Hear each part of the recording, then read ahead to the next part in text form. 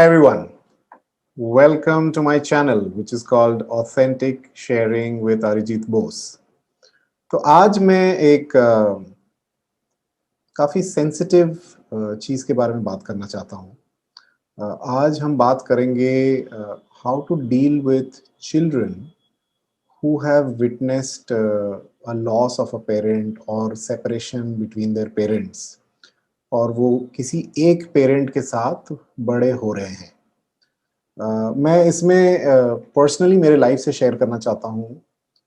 See, I was brought up by my father because my mom passed away at a very early stage in my life. I was only 3.5 years of old. मैं 3.5 साल, पौने 4 साल का था जब मेरी mother की एक एक्सीडेंट में डेथ हो गई। And I was brought up completely, by my dad. He was the only parent, for me. But when while I was growing up, certain things were different compared to how you will feel. Typically क्या होता है जब एक बच्चे को हम देखते हैं जो किसी एक पेरेंट के साथ बड़ा हो रहा है, चाहे वो दूसरे पेरेंट की डेथ हो गई हो या पेरेंट्स के बीच डिवोर्स हो गया हो, सेपरेशन हो गया हो, टिपिकली हम उस बच्चे से सिंपथाइज करने की कोशिश करते हैं। But I tell you, what worked for me now on hindsight. मैं अभी 41 का हूँ। तब तो उतना समझ नहीं आया, लेकिन अब when I look back I can say what worked for me as a child is, एक तो मैं बहुत यंग था, तो जब मदर की डेथ हुई तो शायद मुझे उतना समझ में भी नहीं आया, because I was very young to even understand what I lost. तो maybe that was in a way, I would say better तो नहीं कह सकते, but less difficult.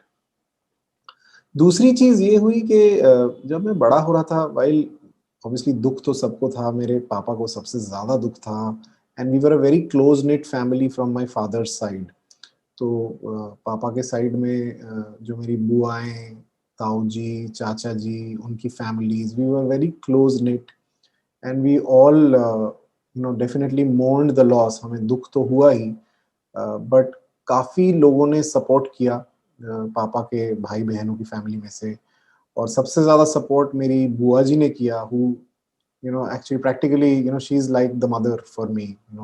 She gave me all the motherly love and care and support. लेकिन जो चीज unique थी, जो मैं आप लोगों के साथ शेयर करना चाहता हूँ, ना तो मेरे पापा ने, ना मेरी बुआ ने या फिर मेरे क्लोज रिलेटिव्स ने, बहुत ही रेयरली होगा कि मुझसे सिंपथाइज किया हो, हाय बेचारा, हाय इसकी माँ नहीं है, हाय बेचारे की जिंदगी कैसी है। ये वाले स्टेटमेंट्स ना मैंने बहुत कम सुने जब मैं बड़ा हो रहा था। तो मेरे मेरे अपब्रिंगिंग में मुझे ये कभी नहीं लगा कि मुझ में कुछ कम है, या मैं बड़ा हो रहा हूँ तो मेरे पालन पोषण में कोई कमी है। वो रियलाइजेशन के साथ मैं बड़ा नहीं हुआ। लेकिन जब मैं बड़ा हो गया and I interacted with people who were either with one of their parents because their parents got separated, या फिर अनफॉर्चुनेटली एक पेरेंट की डेथ हो गई, I came across a lot of these people जो कि अभी बिल्कुल फुल ग्रोन एडल्ट्स हैं, लेकिन कहीं ना कहीं वो अपने आप को कम समझते हैं। कहीं ना कहीं वो समझते हैं कि क्योंकि मुझे दोनों पेरेंट्स का प्यार नहीं मिला और सहारा नहीं मिला, मुझ में कुछ कमी है। क्योंकि ये चीज उनको बचपन से बहुत बार बताई और जताई जा चुकी है कि हाय आप तो बेचारे हो या बेचारी हो, क्योंकि आपके पास दूसरा पेरेंट नहीं है। फॉर्चुनेटली मेरे साथ ऐसा हुआ नहीं। इनफैक्ट मुझे अभी भी याद है, कभी कभी तो ऐसा होता था कि जब मुझे पता चलता था बचपन में कि कोई ऐसा बच्चा है जिसके किसी पेरेंट की डेथ हो गई है या सेपरेशन हो गई है, मुझे उस पे सिंपैथी आ जाती थी, थिंकिंग कि हाय बेचारा, रादर देन थिंकिंग कि अच्छा ये तो मेरे जैसा ही है। तो at no point in time did I feel और was I made to feel के मेरे में, मेरी अपब्रिंगिंग में कुछ कमी है, और मुझे कोई सिंपैथी नहीं मिलती थी। पैम्परिंग बहुत हुई, मेरे पापा ने बहुत पैम्पर किया मुझे, और शायद इसलिए किया क्योंकि he was the only parent and he wasn't that strict with me. मेरे बड़े भाई के साथ वो काफी स्ट्रिक्ट थे, जो कि मेरे से काफ़ी बड़े हैं, but by the time I was there, मम्मी नहीं थी, तो I did get a lot of pampering from him, but कोई सिंपैथी नहीं थी। ऐसा नहीं कि अरे तुम बेचारे हो तो तुम्हें सेफ गार्ड करके रखेंगे, या फिर तुम्हारी तुम्हारी जिंदगी में हम तुम्हें एक्स्ट्रा केयर देंगे या एक्स्ट्रा प्रोटेक्शन देंगे क्योंकि तुम वीक हो या फिर तुम कम हो, ऐसे मुझे कभी भी रियलाइज नहीं करवाया गया। तो मेरा सजेशन ये है पेरेंट्स से और ऐसे बच्चों से या बड़ों से जो कि who have been brought up by single parents, my suggestion first to the parents is, whatever the case, if it's an unfortunate loss, and like COVID-19 की वजह से unfortunately last 2 साल में a lot of people have lost their partners, और उसके अलावा हमारी society में for what ever reasons we are seeing more and more separations, और किसी एक पेरेंट को बच्चों की जिम्मेदारी टिपिकली लेनी पड़ती है। चाहे जो भी सिचुएशन हो, ऑब्वियसली ये कोई हैप्पी सिचुएशन नहीं है। आप खुद ही एक स्ट्रेस और ट्रॉमा से गुजर चुके होंगे या गुजर रहे होंगे। तो मेरा रिकमेंडेशन ये है कि obviously take time to mourn the loss, take time to recover. लेकिन एक बार वो रिकवरी हो जाए तो आप उस चैप्टर को क्लोज करके लाइफ में आगे बढ़िए। और बहुत क्रिटिकल है कि आप अपने बच्चे को कभी भी ये मत जताइए कि वो एक विक्टिम है या वो अनफॉर्चुनेट है for merely the fact that he और she has only one parent.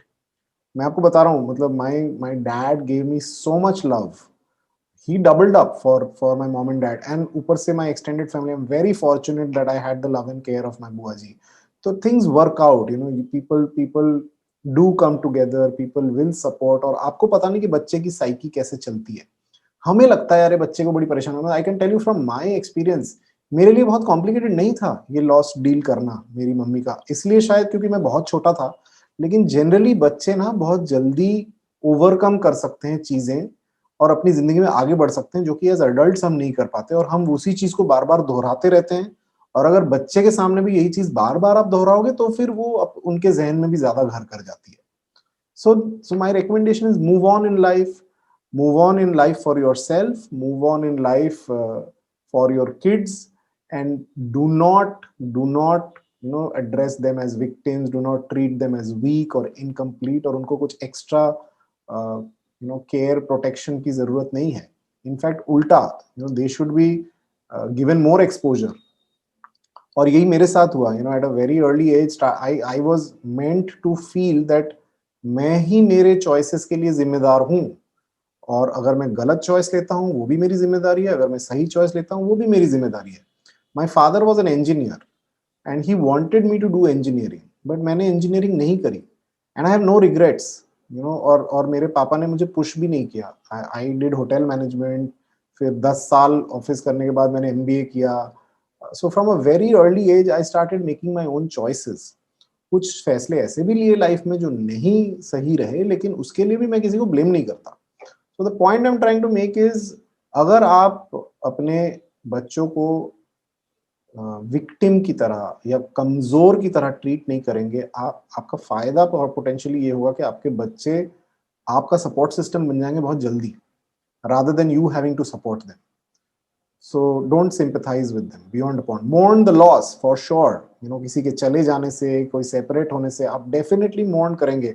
अभी मेरी मम्मी को गए हुए 36 साल हो गए। Do we not mourn the loss? Definitely we do, but मेरी गाड़ी 36 साल पहले की अटकी हुई नहीं है। मैं जिंदगी में आगे बढ़ चुका हूँ, और वो बड़ा जरूरी है, क्योंकि अगर बहुत ज्यादा आप इसी चीज को रिएटरेट करते रहोगे, मैंने देखे मेरे हम उम्र लोग हैं जिनकी गाड़ी वहीं पे अटक गई है जब उनके पेरेंट्स का डिवोर्स हुआ या फिर एक पेरेंट की डेथ हो गई। वो नहीं होने देना है।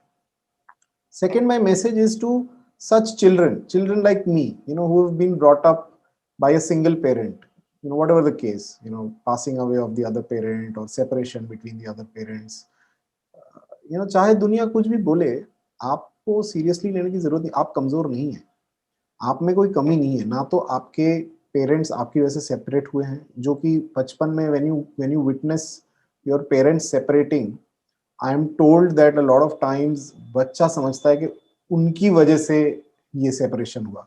तो फर्स्ट ऑफ ऑल तो इस चीज को एंटरटेन मत कीजिए। You know, your parents are adults and they chose to go their separate ways. आपकी वजह से कुछ नहीं है, ठीक है, that is their choice.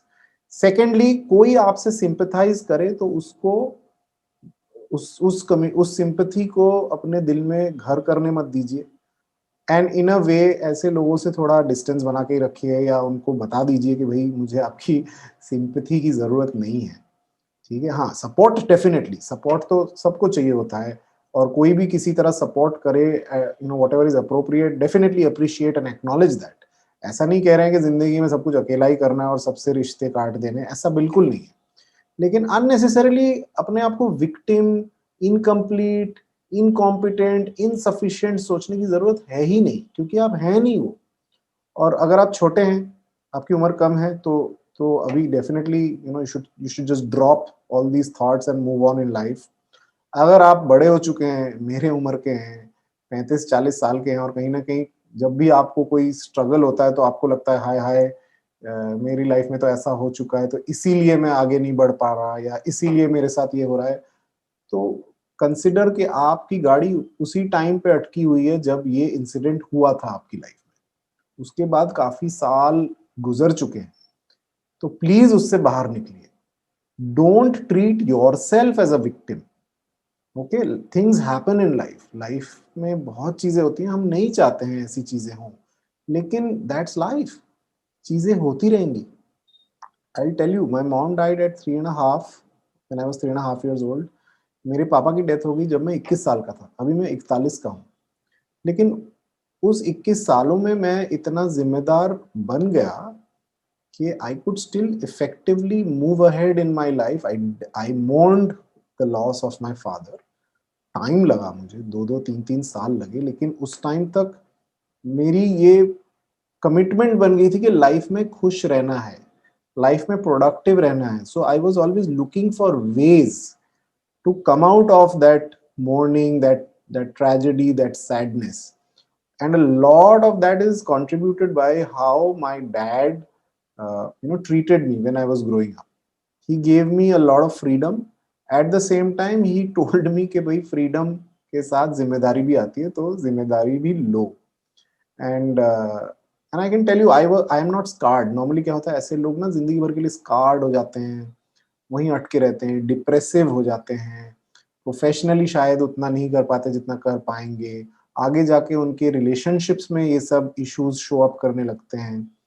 Thankfully, you know, I have a pretty happy life today. I am married, I have kids, you know, I've been able to have a pretty decent professional career.